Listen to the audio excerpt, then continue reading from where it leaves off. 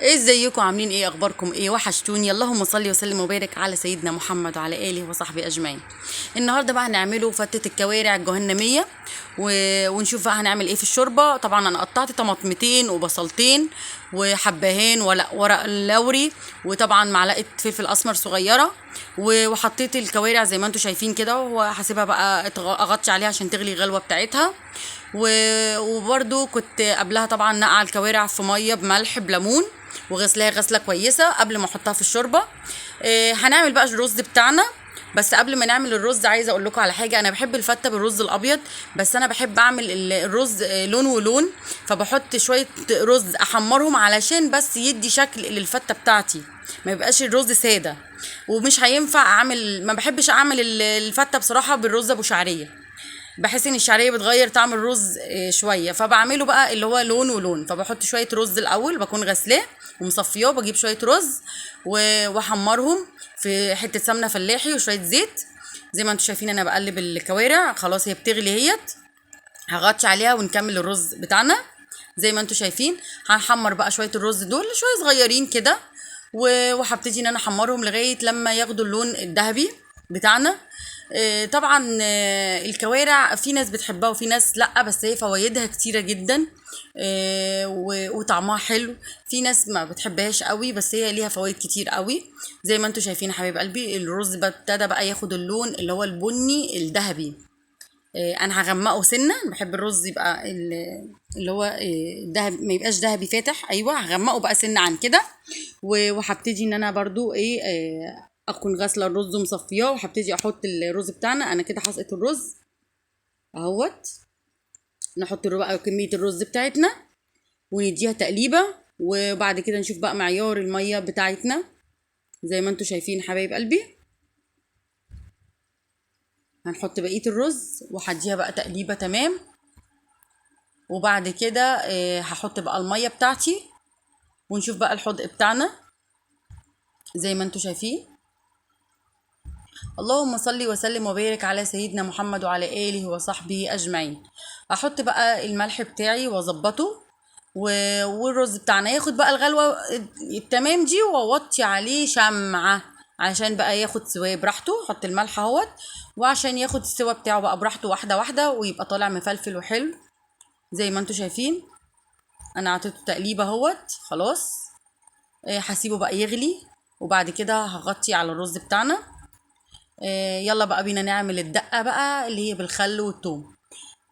طبعا في ناس بتحب الدقة ديت تبقى مركزة، بس انا ما بحبهاش، ما بفضلش انها تكون مركزة، لاني ساعات بتتعب المعدة، وبتعمل حمو وبتتعب، ليها مشاكل برضو.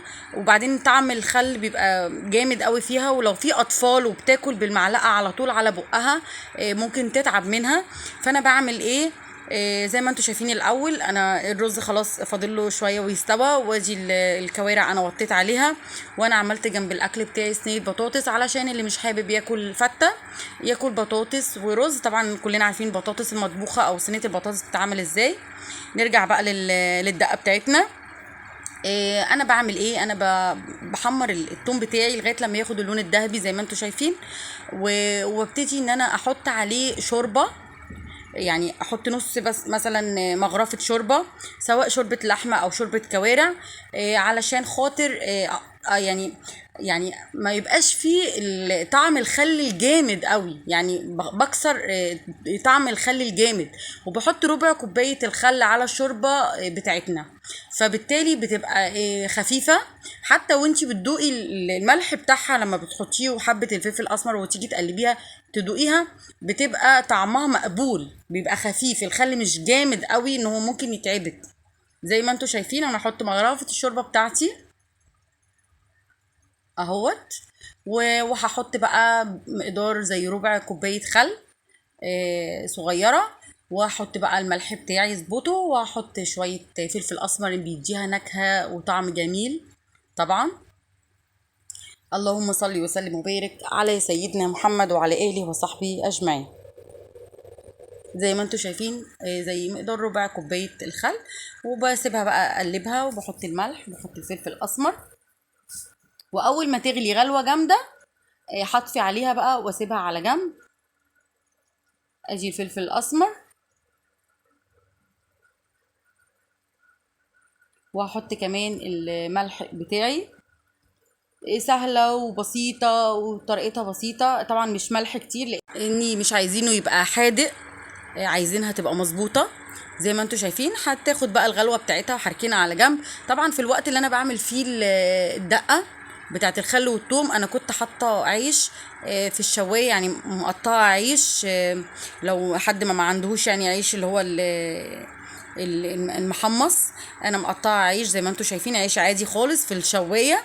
في ناس بقى ممكن تطلعيه من الشوايه بالطريقه دي وتحطي عليه معلقه سمنه وتقوم جايه ايه، حط يعني خلطه معلقه السمنه او معلقتين السمنه في العيش دوت. بس بحس انه بيبقى دسم قوي، في ناس ما بتقدرش تاكل حاجه دسمه كتير. وما تنسوش ان احنا بنعمله فتة كوارع، يعني هي دسمه من غير حاجه. فانا حبيت بصراحه اعمل العيش محمص من غير لا زيت ولا سمنه ولا اي حاجه. اجي الدقه بتاعتي انا طفيت عليها. يلا بقى بينا نشوف هنعمل ايه. طبعا طفيت على الاكل كله والكوارع بتاعتنا استوت. طبعا العيش بتاعي اهوت هسقيه بقى بالشوربه بتاعت الكوارع الجميله. وبعد طبعا ما ظبطت بقى الملح اخر حاجه، انا مش بحب في اول غلوتين 3 كده في سوى اللحمه او الكوارع احط الملح بتاعي. لا، انا بحطه في الاخر خالص بعد ما الحاجه بتستوي. زي ما انتوا شايفين طبعا، ما تقوليش شوربه كتير، لا العيش هيشرب كل الشوربه دي، وهيبقى الموضوع ما فيهوش شوربه ولا حاجه، بيبقى موضوع كويس. زي ما انتوا شايفين اكله سهله واكله وطريقتها سهله. انا عملتها في طبعا كذا طريقه للكوارع، بس في طواجن بتتعمل في الكوارع، بس انا نقيت اسهل طريقه علشان اقدمها لكم النهارده.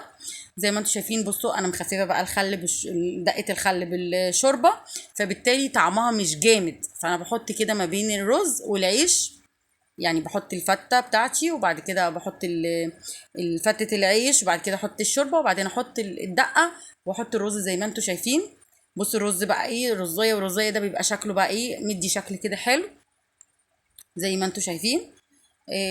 يا رب يكون الفيديو سهل والاكل بسيط وسهل. واللي ما بيعرفش يعمل اكل خالص ما يقولش الموضوع صعب، لا بالعكس والله الموضوع سهل. بس هو ايه، عايزك تركزي بس، شوفي ده وشوفي ده وشوفي ده، وهتقدري تنفذي احلى اكله وتطلع من ايدك جميله. زي ما انتم شايفين ادي الكوارع بتاعتي مستويه وبصوا وريحتها روعه، والبطاطس بتاعتي كمان استوت، ودي دقه بتاعتنا.